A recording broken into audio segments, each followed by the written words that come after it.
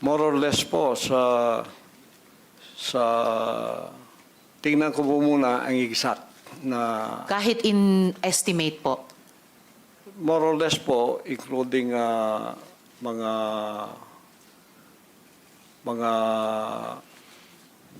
partners, yung ibig sabihin ng partners yung hindi pa membro pero covenant partner na sila, mga more or less 7 million. So kasama, so miyembro plus covenant partners, mga 7 million Oo. sa inyong pagkabilang.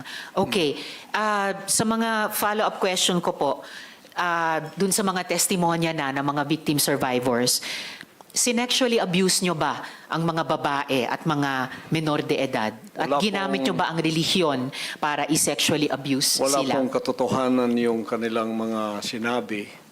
Kung meron po silang mga charges na criminal laban sa akin, malaya po silang mag-file ng kaso at doon ko haharapin at sasagutin sa tamang forum sa korte ng ating lupa tulad ng kinakaharap namin ngayon.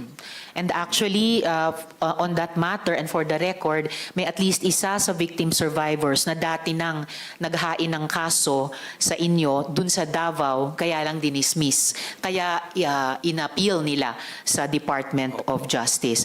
Yun naman pong mga testimonya ni na Ms. Valdewesa at ni Julia, tinatanggi nyo ba ang mga testimonyang iyon? Tinatanggi ko po, wala pong mga katotohanan yung kanilang mga sinasabi, kundi sa aking paningin ay kabaligtaran. Ngunit hinahamon ko po silang mag-file ng kaso sapagkat ito'y mga kriminal na mga allegations. At ito ay para maging fair, ay maghain po sila ng mag-file sila ng kaso laban sa akin o kanino mang kanilang gustong mag-file laban sa mga kingdom na leaders or members because we are under the law of the Republic. Tulad po kay Masayon, yung kanyang sinabi, Pastor, i-interrupt ko muna oo. kayo doon dahil Oo. tinatanong ko muna yung mga Yes. testimonya ni na Ms. Valdewesa at ni Sorry Julia. Sorry po. Pinalimos niyo po ba yung mga bata para i-sustain ang operasyon ng KOJC at Wala. para tustusan ang inyong Wala lifestyle? po kaming mga palisiya na magpalimos ang bata. O Pero magpalim- walang polisiya man, pinalimos niyo ba sila? Hindi po. Wala pong katotohanan yun. Okay. Eh yung mga adults po, Ganun din po. pinalimos nyo ba sila or pinayagan nyo ba silang maglimos para sa operasyon Hindi po. at lifestyle Wala pong ng KOJC? polisiyang ganon ang kingdom na magpalimos. Wala mang polisiya pero pinalimos nyo ba sila, Hindi yung po. mga adults? Hindi po. Wala pong katotohanan yun. Alright. Pinayagan nyo ba yung pang-aabuso at pag-torture sa mga miyembro nyo? Hindi Halimbawa yung parusang dry fast. Hindi rin po polisiya ng kingdom ang batas ng pagparusa ng tao ay ipapasting para mamatay. Napansin ko po, lagi kayong nagre-refer sa polisiya, pero ang tinatanong ko po ay yung practice. Practice. So, pinaabuso nyo ba, pinatotorture nyo ba yung mga miyembro nyo? Pinapa-dry fast nyo ba sila? Sa freedom of religion po natin, meron tayong separation of church and state. At tulad ng sinabi ko, yung fasting ay voluntary kung tatanggapin mo. Hindi po ipinipilit. Alright. Kayo ba yung nakaisip nung modus na piliting magpakasal yung mga miyembro nyo na hindi naman magkarelasyon para manatili sila sa ibang bansa? Sino pong nakaisip nun, nung modus na yon? Because this is under the investigation already, I invoke my right to remain silent on this issue. Alright. Quickly lang po kay Ate Gingging, yung dry fast po ba, voluntary ba ito? No, for sure. No. Alright. Salamat It po. was an instruction. Instruction. So, hindi siya voluntaryo, instruction or utos siya. Alright. Salamat po.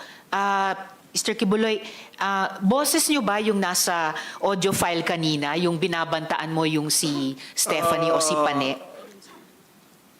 Kailangan po i-authenticate kasi ngayon malakas ang AI. So pero boses nyo ba yon yung nagbabanta kay Pane o kay Stephanie?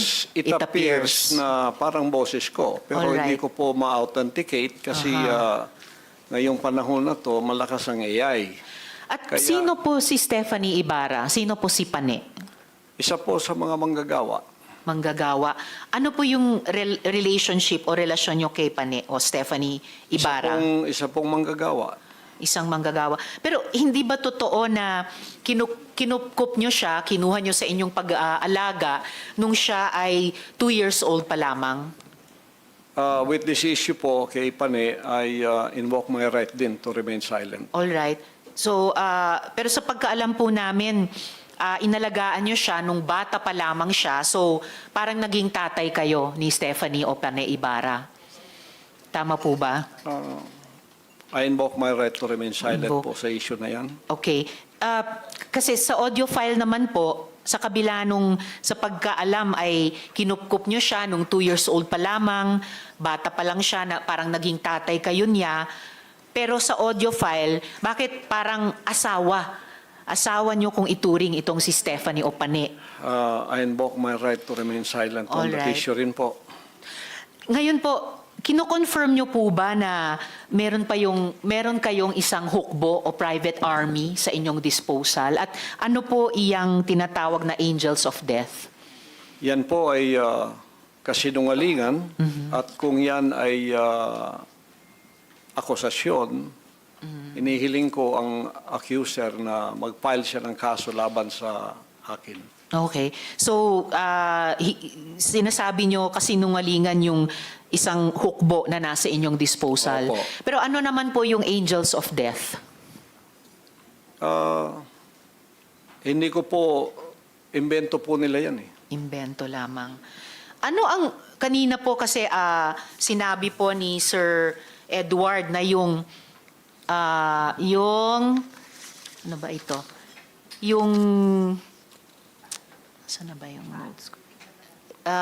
Teka ha. Okay, Edward. Yung 2nd Metro Davao Signal Battalion ay may kaugnayan sa Task Force Davao. So, ano ang ugnayan kung mayroon ng Angels of Death dun sa DDS o Duterte Death Squad naman? Wala po akong personal knowledge niyan, so I Walang invoke personal my knowledge. right to remain silent on that issue also. All right. Tapos, pwede nyo bang ibahagi sa amin, mula sa perspektiba nyo, yung detalye ng law enforcement kung papaano nakuha nila ang kustodiya sa inyo? Pakiulit po. Mula sa inyong pananaw at karanasan, paano pong nakustodiya kayo sa kamay ng gobyerno, ng ating law enforcement With agencies? that issue po, I also invoke my right to remain silent. All right. Sige. Bago po ako dumako naman kina General Torre, meron po akong IFA flash dito po sa ating